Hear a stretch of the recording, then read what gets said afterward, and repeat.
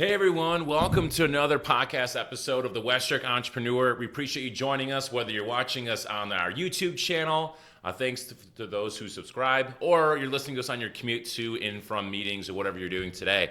I'm excited. Today we have a good friend of mine on the podcast. We have Drew Cerza, the Wing King himself.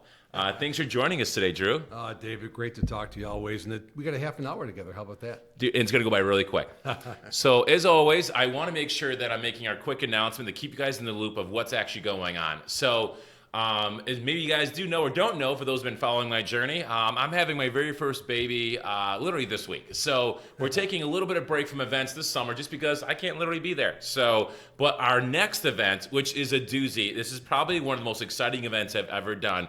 We've literally rented the largest boat charter in Buffalo. Double-decker boat, holds about 100, 125 people. We're going to do a sunset cruise on August 8th, and that is from 6:30 p.m. to 8:30 p.m.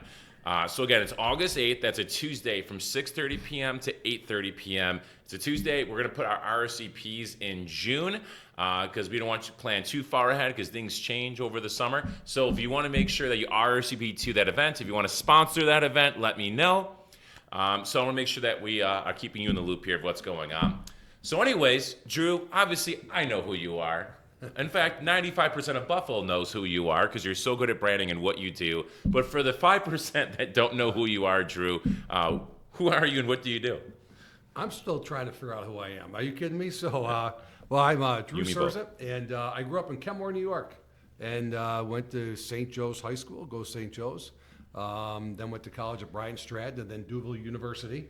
I've had a great life, man. It's still going, and I've got a beautiful family, 2 daughters, Nicole, 28, who just gave us our first grandchild. Brooklyn. Very cool. So I'm kind of in your boat, Yeah. and they're great kids. And she's a pediatric nurse practitioner at Dent. My daughter Sydney is a 25-year-old school teacher, phys ed, and I got a lovely wife Jody and 2 golden retrievers. Life is good. Very And cool. always been entrepreneurial, love it. It just happened. I think being an entrepreneur it's really a frame of mind. You don't sit out and say, I'm going to be an entrepreneur. It just happens. It's a frame of mind, and it comes from within. Mm-hmm. I live in East Aurora now, too, by the way. Yeah, because he lived in Clarence with East Shore. He's a Northtown's guy to Southtown's guy. Yeah. But for those that don't know Drew on a business level, he is the one that founded and created the Buffalo Chicken Wing Festival. Yes, the festival that Buffalo loves every year. I go every single year. I love it. Obviously he's a Buffalonian. It's kind of like if you live in Buffalo, you know 2 things. You know who the Goo Goo Dolls are, and you know the Buffalo Chicken Wing Festival. And this guy created that. So Drew, how long have you been doing the Chicken Wing Festival, and how did this even come about? Yeah, I was always a food marketing guy. So I would always I had a food marketing company nationally and represented different products you see in grocery stores and create promotions that always tied in charities. And that was kind of my play for about 15 years. And then there was a movie called Osmosis Jones with Bill Murray, big junk food eater, and he wanted to go to the Buffalo Wing Fest. And we didn't really have one. 97 Rock had a wing stock, but not a big national one. So I rented the movie and decided just to go for it. And it was a challenge, needless to say. There's no blueprint. Yep. And it's really, I'd always been in partnerships with charities, supermarkets, food manufacturers, and the media. And it was all about partnerships, so I just decided to do the same thing with the Wing Fest. Mm-hmm. It was about getting restaurant sponsors and the media and just getting the community to engage and believe like this thing was important. Mm-hmm. Because in Buffalo, everybody said, oh, chicken wings, we can get those anywhere. But to have a national event where you become the Super Bowl, the mecca for the country with an annual event, that's taking ownership. Mm-hmm. And that was what I had to do, and that was what I had to prove. Mm. So when one starts, obviously a huge event like this nationally in the United States, where do you even start? Because what probably helped, in my opinion, Drew, from what I'm hearing from your background, is that you've had some partnerships already, and you kind of were obviously at a marketing company for food and whatnot. So it sounds like you had a background in that. But from I guess I'll use the word lame standpoint, how does one start something like this? There's so many different skill sets that go into running an event. Yeah. And I felt I had probably half of those. Mm-hmm. The first thing you got to do is learn how to forge your wife's signature so you can get a $100,000 home equity loan. And I pulled that off without a hitch. I don't recommend doing that anymore. Because that's illegal. That got me my funding. My wife knows about that now. Of course. But you had to have some. I was smart about it. I didn't just go for it. I took a calculated risk. And my life's been about calculated risks, not total risk. I don't believe in that. Okay. My first planning date was September 11th at 9 a.m. 2002. I was going to say, okay. You can't even make this up. Yeah. So I had my company, I had a couple designers, I had some salespeople. We were meeting, and all of a sudden, everything breaks loose in New York City. Right. So we weren't even going to do the event, but then that April, we decided, okay, we're going to do it Labor Day weekend. And we rented the baseball stadium where the Buffalo Bisons play. It was Dunn Tire Park at the time. And we just went for it. And I had to literally fly restaurants in from different parts of the country, put them up in hotels, and pay their way, because nobody believed this thing was going to work. And then I went to sponsors. I went to Pepsi and said, I'm going to have one soda company. It's going to be your Coke. Okay, I'm in. Frank's Red Hot, Tyson. And I built some sponsorship. And nobody really knew what this was going to be because there's never been one. Well, the first one, we had about 40,000 people. The chicken wings, we had turkey fryers. I bought 100 turkey fryers, the ones you're not supposed to use. You didn't buy them? I mean, you didn't rent them, you bought them? I bought them. I had to buy them. Because why couldn't you rent them? I was like your T-shirt. I was all in Yeah. on everything. And we had fires and tents, and we had the fire marshal there, and it was tough. It was rough. But we pulled it off, and we sold beer, and people were on the grass baseball field like they were at Yankee Stadium. Yeah. So that alone was really cool. And we raised a lot of money for charity, and now we're 22 years later, and we're actually at the Bills Stadium on the NFL field at Highmark, and it's been a long progression. And I remember being on the Salins field or Dunn Tire back then, or maybe not that year, but like obviously over the years and how it's progressed to the Highmark. So why switch to the Highmark, by the way? Just because you just needed the space? We were one of the ultimate pivots during the pandemic. We all talked about during the pandemic, we were all doing these conference calls and Zoom calls and getting together and chatting. And we had an event canceled. Our 20th anniversary was canceled. And then the next one, we found out that the Toronto Blue Jays had rented out, basically took over the baseball stadium in downtown Buffalo, and they had games that Labor Day weekend, so we were out. And they also changed the ballpark around where the back area, where they had all the parties and tents and that, was taken up by bullpens and batting cages. They renovated the whole field, so we couldn't do it. So I called a very good friend of mine, Ron Rakuya, and said, Ron, I need a home for the National Buffalo Wing Festival. And he and the Buffalo Bills were open arms and fantastic between Delaware North, the Bills, everybody. We pulled off our first one there, and it was quite a change. Logistically, it was 100% different. So it was like going back to square one, a huge learning curve. But now this will be our third year, and we got to all the kinks out. And it's a different type of event. It's a more pure event. People that go really are into chicken wings or into the Bills. They get to go on the field. It's been great, and the restaurants come in from all over the country. They're very proud to be representing their city or their home state, and they have a chance to take home some awards from the Super Bowl of chicken wings. Yeah, I see. Because I go every year, man. I love it. So I have to ask now. So now, there's two different directions I can take this, but I guess I'll ask the first question. So, because it's an entrepreneurial podcast, is that when someone wants to create a large event, a large event, I would say at least $1,000, 1,000 people. 1,000 people, a small event might pay 100, 150 people, especially compared to yours. Yeah. When someone wants to do a large event, what is the one or two things like you need to know this, or don't even bother, or maybe one or two things that maybe you didn't see coming when you first started? You're like, oh, I didn't even think about that, because this was so new for you when you first started. I think number one is with any business you start, you have to do a P&L, right? Whether you're raising money for yourself or for a charity, you got to put a number below that line. This is what I need to make or raise, right? And then you build from there, okay? And you have to have a plan between, fees, sponsorships, revenue of food or drinks sold or whatever it may be. This is how I'm going to make money, and then you got to look at the expenses. The key then, you got to find the right venue. The venue's got to support the type of event you want. Everybody told me I should go down on the waterfront. Well, go on the waterfront. I have no loading dock. I have no electric, no water, no job. I mean, okay, think of the costs involved. So you need a venue that's going to give you the type of vibe that you're looking for the event, but also all the logistics and all the infrastructure that you want for the event as well. And now, obviously, for someone that first starts, like, what are the costs? You just start calling up vendors, and you just start piecing Yeah. together your Excel spreadsheet, basically. Well, I think what you should do is call around and try to talk to some people that will talk to you that have had events. You know, Kind of like I did with you. In fact, like you that was did our with- first conversation years ago. I'm like, Matt Carlucci connected us, if I remember Yep, correctly. yep, And yep. Drew, I'm like, is this guy even going to pick up my phone call? He has no idea who I am. Yeah. I'm a nobody. And what was cool is that you gave me the time of day and you're explaining to this. So call someone like you who's kind of been there and done that almost. Yeah, and I kind of like gave you a lot of the cons because it was pandemic time, wasn't Yeah, it? it was. Yeah, It was, and yeah. I gave you a lot of cons because first thing I asked was, tell me about your personal situation in your family. Well, you're a young guy that's growing.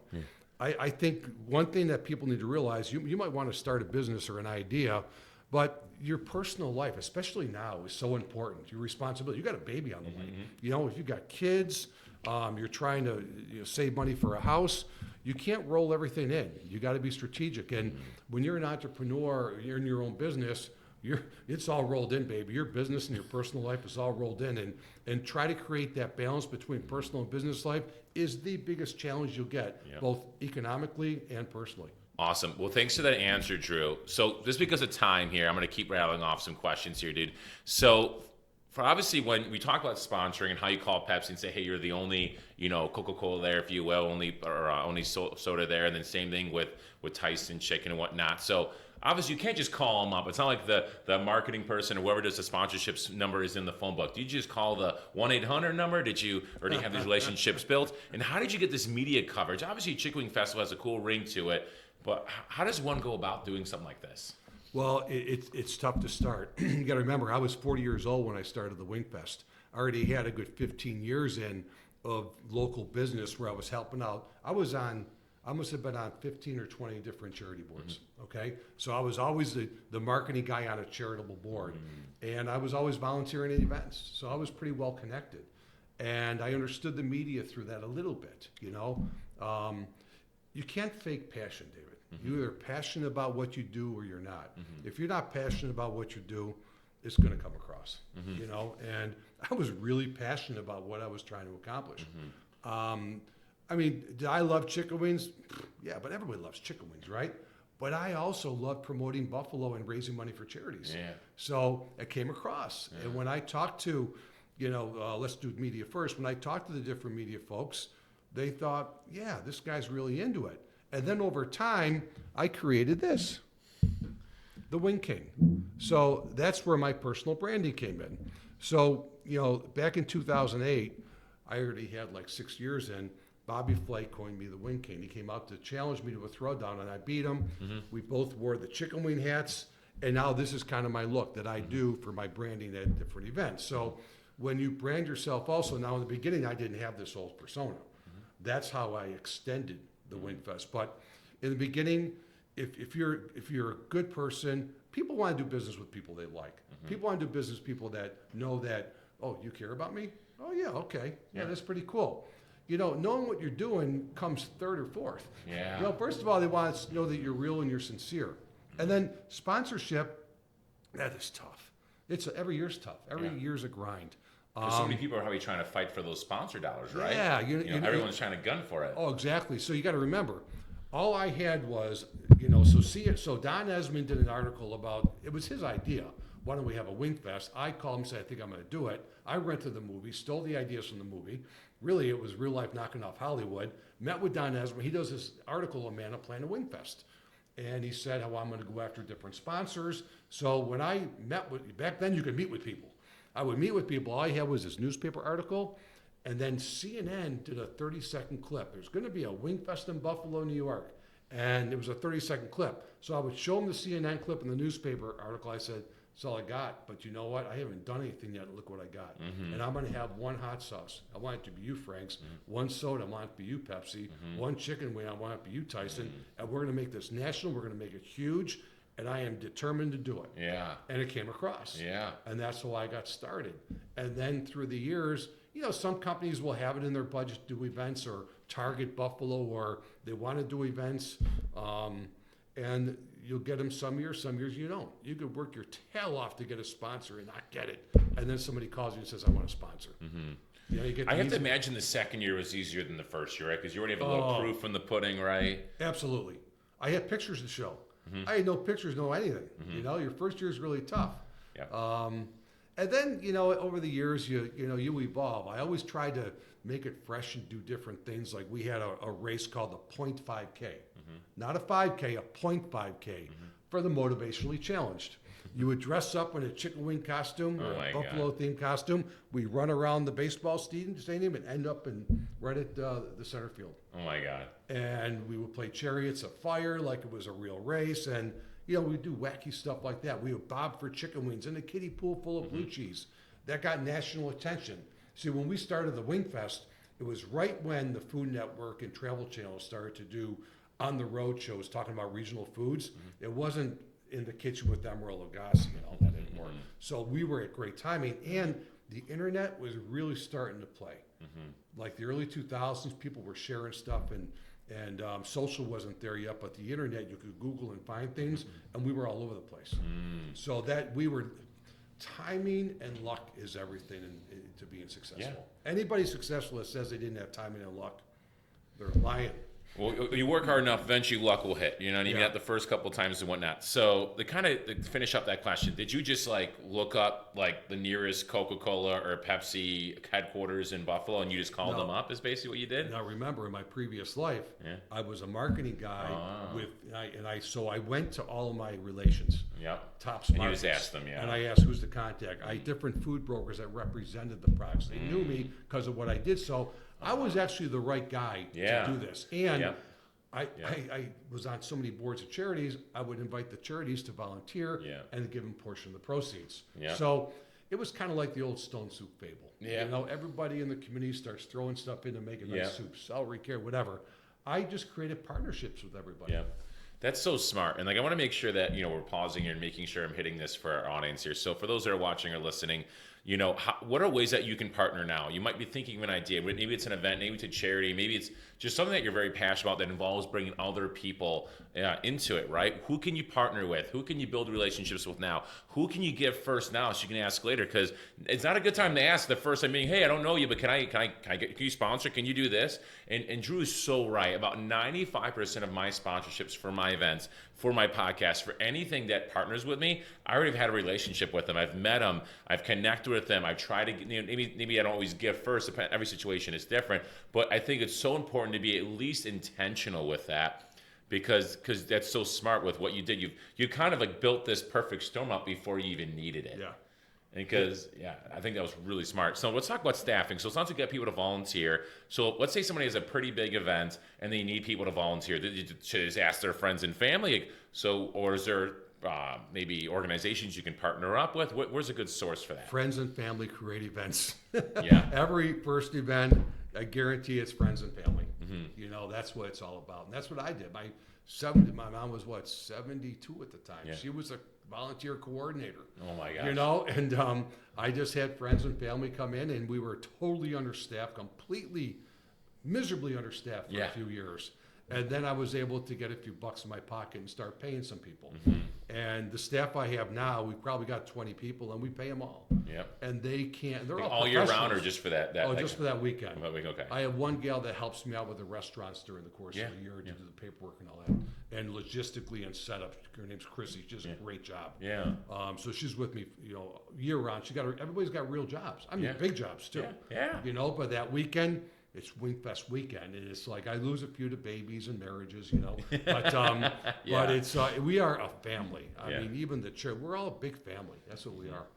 And one thing just to piggyback what you said, one thing I realized is that, you know, and I really appreciate this, is that you always bring people, the judge, and I notice you're very intentional with those invites. You're like Channel 4 News, Channel 7 News. You'll have like, you know, Paul Hamilton, right? Who ironically is my neighbor, by the way. Oh, really? Yeah, you know, so he's my neighbor. I know Del Reed and I were a group one year for judging the Chicken Wing Festival. So what was really cool is you partner with people who help spread the word, who are just good people, good philanthropists, if I'm saying that word correct. And I just noticed that, like Patrick Hammer, I can't believe you got him to dunk on the Marie's Blue Cheese last year, by the way, because I'm like, he's not going to do it. He did it. But I just noticed you're very, like, did you just start doing that? Have you always been that way for the 22 years? Or how did you, like, how have ways you've refined it over the years that maybe we can learn from? Like you keep refining the process, you keep finding out what works, what doesn't work. What have you learned along the way that way? Relationships. My next door neighbor, the first Wingfest, was a hockey player for the Buffalo Sabres named Stu Barnes. Yeah. Great player, one of the most beloved guys. I asked him if he can come out. Robbie Takek's a friend of mine. I asked Robbie, can you come out? Yeah. And you want, especially now with social media, Yeah. you want people, especially younger people, they want to go places that they think are cool. Mm-hmm. And if you have celebrities or people they follow, that's where they want to go. Yep. And I just like Patrick Hammer. I mean, can you find like a nicer guy? Yeah. I mean, just a great guy. And all these people in the media now have become my friends, you know? So I asked them to come out and support. I asked them to share my message on social media to, again, get the word out there. But like even you, I mean, David, I mean, look at how it was a phone call and then I started following you. And before you know it, I asked you to be a judge and you come out, then I sponsor an event of yours and we've never done business together really. It just, you do business with people that you like. Yeah. And you like what they're doing. I think people like what I do because the promotion Buffalo gets on this for the years, the national coverage and just the economic impact when all these people come in from all over the country. You know, we sometimes we get people from all 50 states. We set up a visitor center with Visit Buffalo Niagara, our tourism bureau. They promote it all out, and we promote wings because Buffalo is wings. It is. Well, it's brilliant. So I remember when we first kind of started talking, you talked about the 3 buckets. So like entrepreneurs, obviously, it's not about making money. You have to have passion because as soon as you make money, and not to sound, I hope it doesn't come across as hubris or egotistical, but making money isn't that hard. But when you make money, you'll know when you're passionate about doing something because if you start making money, then you start, dwindling away from that. It's like a slow, painful death. So for me, explain to those that 3 buckets of money, though. Yeah. And explain to me, I guess I'll go for that question next. So I always talk about 3 buckets of revenue. And for me, it just happened. All of a sudden, I'm like, man, I'm doing pretty good in 3 different things. So when I had my food marketing company, I did really well. I went national. Like when I say national, I did national programs with Kroger's, Albertsons, like supermarkets all over the country. And when I got into real estate when I was 35. So real estate investing, especially down in Elkville, I saw an opportunity. I remember years ago when you see a place in Elkville that was beat up and it was all choppy rooms, you buy it, you make it look, put some lipstick on it, knock out a few walls, make it open and resell it and flip. I was doing that. So I'm flipping properties. I got the food marketing company and then I got the Wingfest. So I got my 3 buckets going, right? Because if it rains for the Wingfest, I could lose money, right? But I've got the other 2 buckets. And then I got a call from the mayor of Akron, Ohio. It was like probably 15 years ago, probably my 3rd year in the Wingfest. Will you do a national hamburger festival in Akron, Ohio? Because the story says 2 guys from Akron went to the Hamburger Fair. The Mentions Bars invited the hamburger. Well, they gave me carte blanche, so now I'm doing the National Hamburger Festival. Now I'm up to 4 buckets. And now I got the problem with the balance of life and family. I mean, professional family, So I never worried about money, and I never spent a lot of money. I'm not a big spender. Some people say I'm cheap. I call it frugal. But all of a sudden, then you invest your money in I love making money. You know why? It's how I keep score. It's not about the money. It's just you keep score making money. It's fun, And, then the Hamburger Festival went away with the pandemic.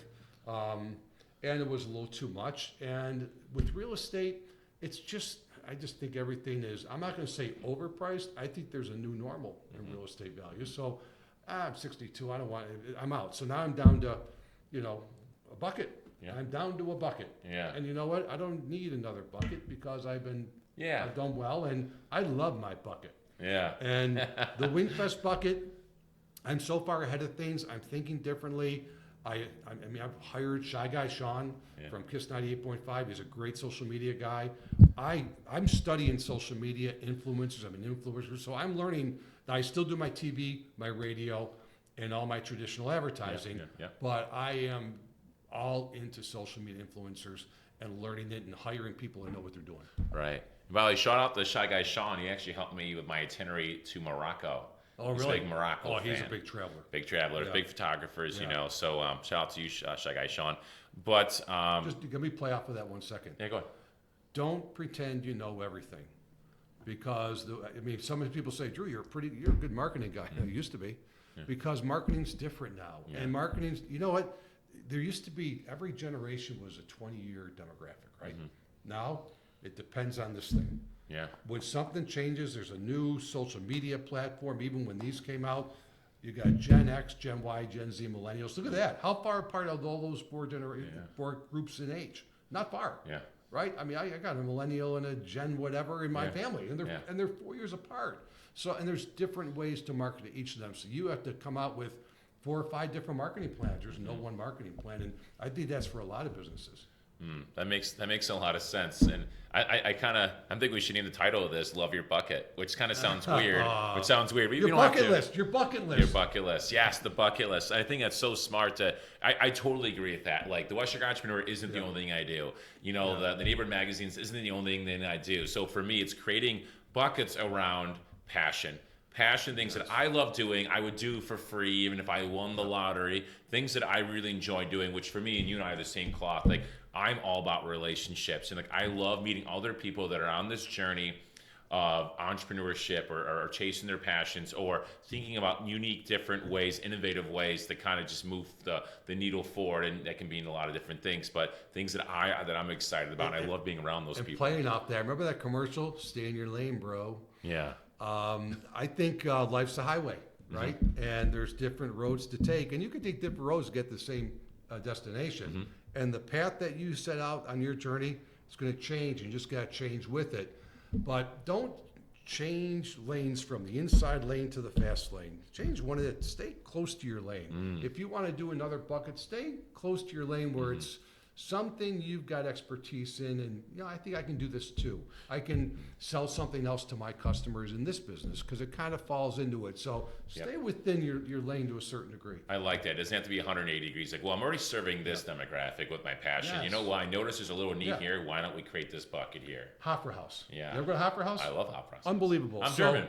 Yeah. So I remember going there a couple times, and we got there at 6 o'clock, and all of a sudden it's 9 o'clock. It's time to leave. We should have left. Yeah. And all of a sudden, the German band's gone, which is really a Polish polka playing German music, which is kind of funny. But then a DJ comes in and he's playing music. Yeah. And now kids my kids went to high school with and college with are there. It's like 25 and to 35. Completely different atmosphere. It's a different atmosphere. Now instead of my group leaving and they close for the night, okay, let's get the new group. It's beautiful. Yeah.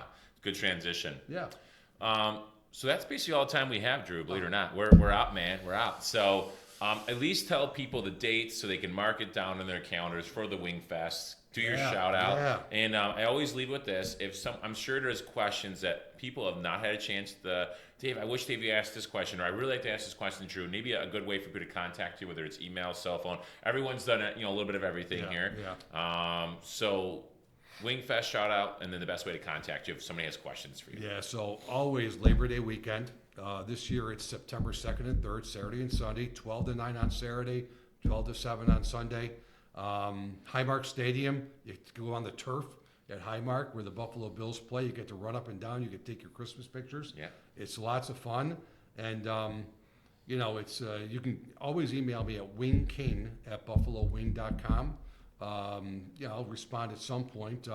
I'm not huge myself on social media because I'm just I'm not disgruntled, but I just don't want it a ton. So if you message me through that, don't expect a quick answer. You're better off emailing me, So, I love what you do, David. And I just think everybody's got to follow their passion, do what you want to do, but you got to do it responsibly. Yeah. I love it. Well, thanks for those that tuned in today. If you have not hit the subscribe button, whether it's on the podcast platform you're using or on our YouTube channel, make sure you hit that subscribe. And if you really enjoyed it, we'd love for you to share this on our social media. Share the love, share the wealth of knowledge, hopefully that's been useful to you and hopefully be useful to others. And make sure you check out the Chick Wing Festival with Drew, and we'll see you there. We forgot the website. Oh, go ahead. BuffaloWing.com, BuffaloWing.com. Oh my God. You're good. Terrible. And we'll put it in our bio too. You're good. Thanks for joining us, guys.